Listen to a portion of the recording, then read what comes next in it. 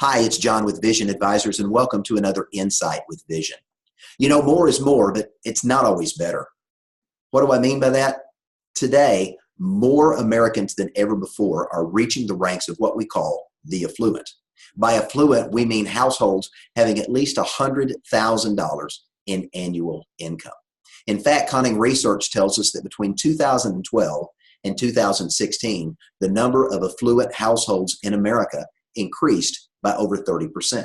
And the number of mass affluent households, that's households earning at least a combined income of $200,000 or more, increased by over 60% during the same four-year period, 2012 to 2016. Now, what are we looking at today?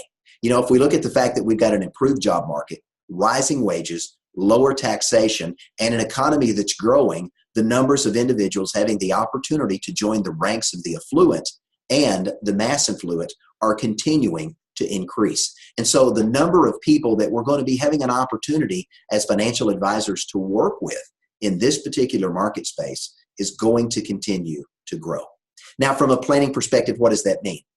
The needs of the affluent and the mass affluent are a little bit different than middle America.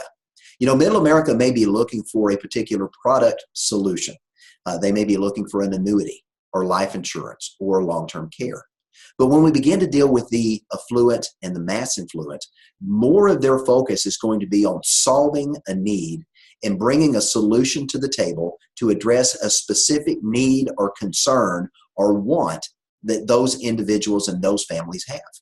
In particular, two come to mind as we're dealing with the affluent and the mass affluent market. Number one is the fact that those that are earning a higher income are paying a proportionally higher share of income taxes on those dollars. Why?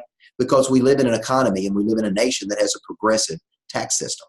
So as incomes rise, the taxation on wealth rises along with that. And so as a result of that, the affluent and the mass affluent market tend to have an opportunity and an interest in looking much more at solutions that can deliver tax-deferred, tax-favored, or tax-free income.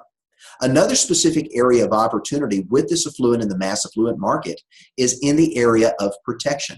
Several studies show that the protection needs of individuals as they move from middle America into this affluent or into this mass affluent market space are not keeping up with the wealth transition that they're making.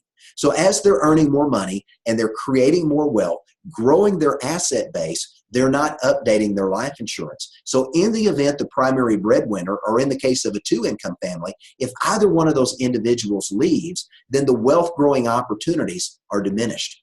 And if there's a primary breadwinner that's providing the sole source of income for a family, and the life insurance has not been updated to address the protection needs of the surviving spouse, children that may have financial needs until they get through college and get out on their own, those are not going to be fully realized if the life insurance death benefit that they purchased has not kept pace with what their current income, wealth, and asset needs are.